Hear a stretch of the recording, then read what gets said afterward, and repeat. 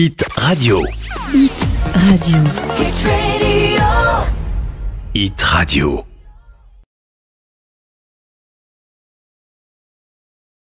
Je suis né à Tanger, j'y ai vécu les 11 premières années de ma vie. Ma famille était des gens qui venaient d'Algérie.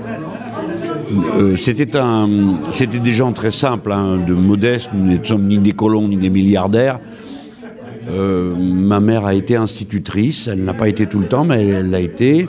Mon père travaillait dans la radio-télécommunication. Il y avait une station au Soigny à Tanger, puis ensuite à la sortie de Tanger, il en a été un fondateur. Donc toute mon enfance est traversée de l'image de cette ville extraordinaire où il y avait toutes les nations du monde. On se promenait sur le boulevard, vous aviez un sikh avec son turban. Il y avait des Grecs, des Maltais, des Rifis qui venaient avec les chapeaux, vous savez, tout ça. Là, et je crois que ça m'a donné un pli. Alors maintenant, vous savez, en vieillissant, on durcit les traits de caractère. Je ne supporte plus de vivre autrement que dans un endroit où les gens sont mélangés. Donc j'habite à Paris, dans le 10e arrondissement. Je ne pourrais pas habiter dans le 6e ou dans le 7e. Je ne peux pas survivre quand il n'y a que des blonds aux yeux bleus. C'est au-delà de mes forces. Donc quand on est arrivé en France, c'était l'horreur pour nous, parce qu'on avait idéalisé la France.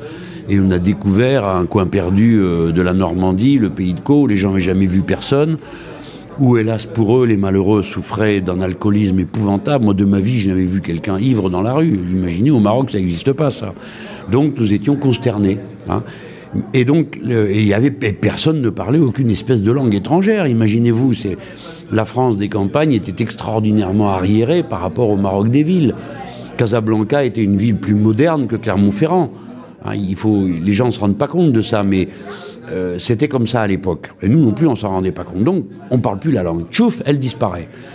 Et dans le militantisme politique, je suis amené à reparler espagnol. Alors, j'avais le vocabulaire d'un gosse de 11 ans.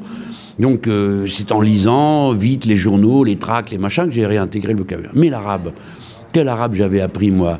L'arabe de mon copain, à la sortie de Tanger, de quoi on parlait? De pièges à moineaux, des chardons qu'on épluchait, des trucs de gosse, quoi, mais absolument inutilisables dans la vie d'un adulte, vous voyez. Bon, alors je pense que c'est comme ça que moi j'ai perdu le peu d'arabe que j'avais appris, ce qui est ma grande honte, parce que mon père parlait l'arabe, ma grand-mère parlait l'arabe. Alors il faut vous représenter une scène que je vous raconte pour vous faire rire, mais mon père et ma grand-mère en train de se parler un peu vivement dans une maison de retraite en Ariège, en arabe. Mais alors vous voyez, ces choses-là, on ne peut pas... Le sens de l'ouverture, de ce que les êtres humains ont en commun. Bon, quand on l'apprend tout petit comme ça, après, ça vous lâche plus de la vie. À mes études supérieures, j'ai fait des lettres. J'ai un diplôme universitaire d'études de lettres. Ensuite, j'ai une licence de philosophie, parce que des lettres, ils ont trouvé que j'avais trop l'esprit de système, donc ils m'ont expulsé à la philosophie. Je me suis ennuyé à mourir. Parce que j'aimais bien la littérature, c'était mon truc. Voilà, c'est ça que j'ai fait comme étude. Mais je veux dire à ceux qui vont m'écouter, d'abord qu'il faut être sérieux à l'école, parce que quand on y va, autant travailler, qu'ensuite, après, on le regrette quand on l'a pas fait.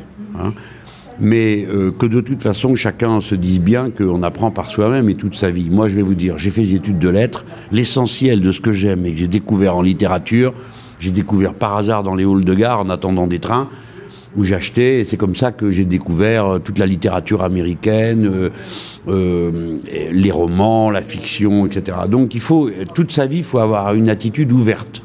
On regarde, oui, tout le temps. Et il ne faut pas faire de complexe. Il ne faut pas rester là pétrifié devant la culture officielle. Alors on a tel ou tel copain, il fait des études supérieures, il parle bien, il fait des citations, alors on se sent tout petit, tout nul, on n'ose plus bouger un pied. Non, la littérature, la connaissance, il faut s'avancer et puis après on voit. Les diplômés marocains sont de bon niveau.